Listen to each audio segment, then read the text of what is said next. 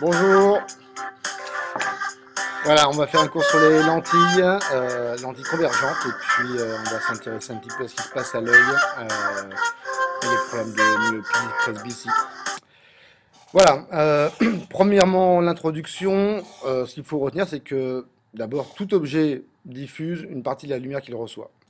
Et il va émettre des rayons lumineux dans toutes les directions.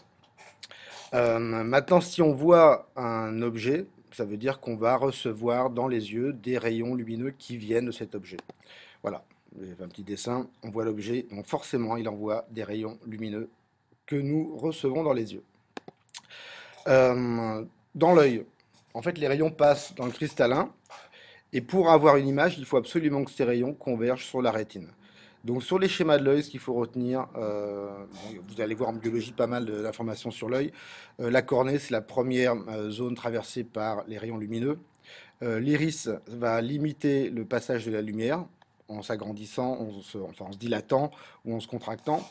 Le cristallin, ça va être en fait une lentille convergente qui vont faire converger les rayons.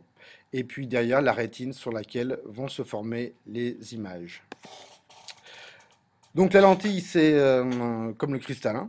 En fait, mais en optique, on va pouvoir distinguer deux types de lentilles. Les lentilles convergentes, alors, vous voyez un schéma, ça correspond à des grosses lentilles. On a un centre qui est épais et puis des bords fins.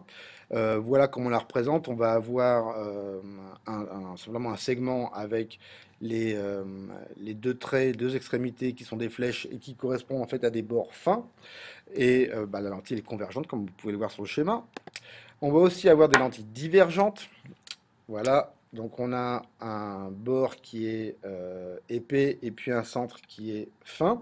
Et en fait, ces lentilles vont faire diverger les rayons lumineux, comme vous pouvez le voir sur le schéma. En fait, le symbole donc de la lentille divergente, voilà, on a un segment toujours pareil, et les flèches ont été retournées de manière à montrer que les bords sont épais. Maintenant, distance focale, construction de l'image d'un objet. Donc, on a déjà vu ça en cours. Pour connaître la distance focale de, de ma lentille, je vais faire un truc très simple. C'est que je vais prendre ma lentille convergente et puis je vais faire partir des rayons lumineux qui viennent de très loin. Donc, venant de très loin, on peut supposer que, enfin, considérer qu'ils sont parallèles entre eux, et on va les faire arriver perpendiculairement à la lentille. On va s'apercevoir qu'il y a un endroit où tous les rayons vont converger. Par exemple, on aurait les rayons qui viennent d'ici, et tous les rayons convergent en un point. Ce point, c'est ce qu'on appelle le foyer image. Et on l'appelle f'. Maintenant, la distance OF', c'est ce qu'on va appeler la distance focale. Alors, une lentille, c'est parfaitement symétrique, comme vous pouvez le voir. Donc, on va avoir forcément comme point important le centre O, le foyer image f', et puis on va aussi évidemment avoir le foyer objet f, et on va avoir les distances OF égale la distance OF'. Une grandeur qui caractérise les lentilles convergentes, c'est ce qu'on va appeler la vergence, on la note V. Alors parfois dans les textes on peut la trouver écrite sous la forme C. La vergence, c'est tout simplement le rapport de 1 sur f', la distance focale. Alors, même si les distances focales sont petites et qu'on peut les mesurer plus facilement en centimètres ou en millimètres, on prendra toujours évidemment comme unité le mètre. La vergence à ce moment-là sera exprimée en mètre moins 1, mais on ne va pas utiliser mètre moins 1 pour caractériser les lentilles, mais une nouvelle unité qu'on appelle dioptrie. Donc dioptrie, ça correspond au delta, le petit d grec. Voilà. Pour construire maintenant l'image d'un objet, donc ça pareil, on a vu ça en cours, donc le cas général c'est celui-là. Mon objet, je vais l'appeler AB, ça pourrait être mon crayon, voilà, ça c'est mon point A et puis mon point B. Je voudrais savoir quelle est l'image de mon point, de mon objet AB après la lentille, donc de l'autre côté. L'image, on va l'appeler A'B'.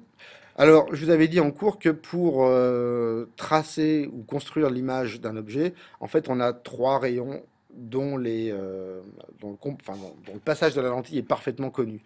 On va avoir les rayons qui sont parallèles à l'axe optique et qui arrivent perpendiculaires à la lentille. Ces rayons-là vont tous passer par le foyer image f'. Voilà, il apparaît ici. Tous les rayons qui passent par le centre optique de la lentille ne sont jamais déviés. Et puis, tous les rayons qui passent par le foyer objet vont ressortir de la lentille perpendiculairement à la lentille. Et normalement, si vous construisez, comme on le voit sur la figure, ces trois rayons-là, ils vont forcément converger euh, au niveau de l'image B', qui sera l'image de B par rapport à la lentille convergente.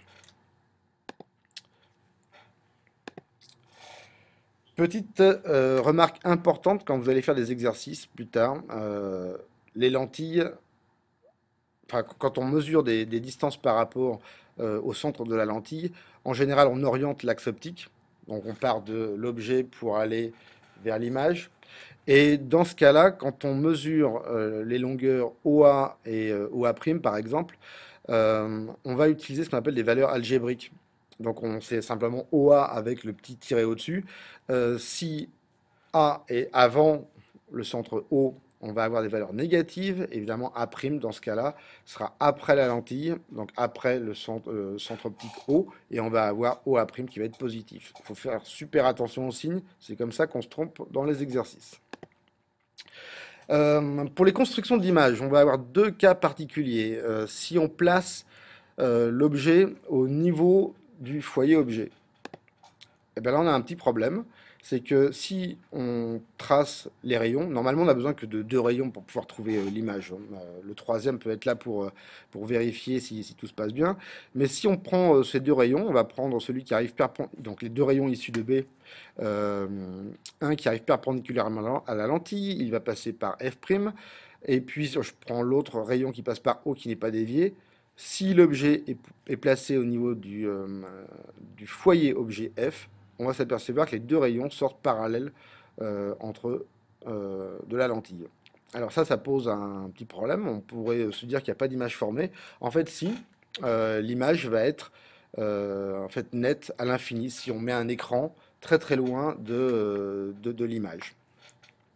Autre cas particulier, c'est si on met un objet très près du centre de la lentille, donc à une distance qui est inférieure à la distance focale, et tout d'un coup cette lentille convergente qui faisait que les images se formaient après la lentille, tout d'un coup vont se former du même côté que l'objet. C'est en fait la lentille, tout d'un coup dans ce cas-là, se comporte comme un objet particulier qu'on appelle la loupe, tout simplement. Donc, vous voyez la photo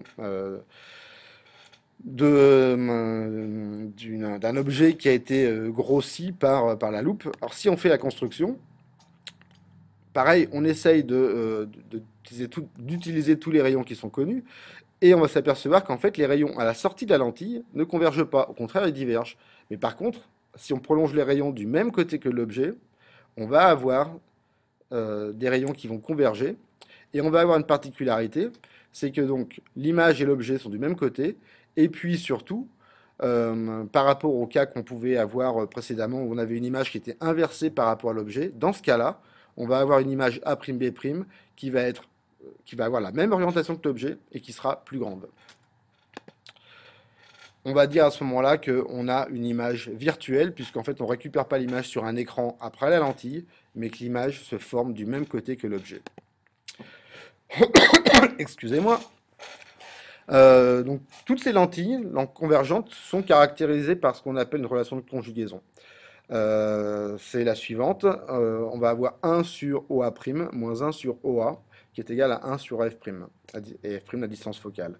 On l'a vu en expérience, en fait, on prend plusieurs positions de l'objet par rapport à la lentille, on regarde où se trouve l'image sur l'écran, et quand on fait varier OA, et quand on mesure OA', on va s'apercevoir qu'on a cette relation qui apparaît, appelée relation de conjugaison. Alors on peut évidemment, enfin on verra plus tard aussi la façon graphique de pouvoir retrouver cette relation. Une autre grandeur qui caractérise les lentilles convergentes, c'est ce qu'on appelle le grandissement. Alors le grandissement, on l'appelle gamma, c'est la lettre grecque. Gamma, c'est tout simplement de regarder par exemple la taille de l'image par rapport à l'objet, A'B' sur AB, en mesure algébrique, comme ça, si on a un signe négatif pour gamma, on a une image qui est renversée. Et en fait, ce rapport A'B' sur AB, c'est aussi égal à OA' sur OA.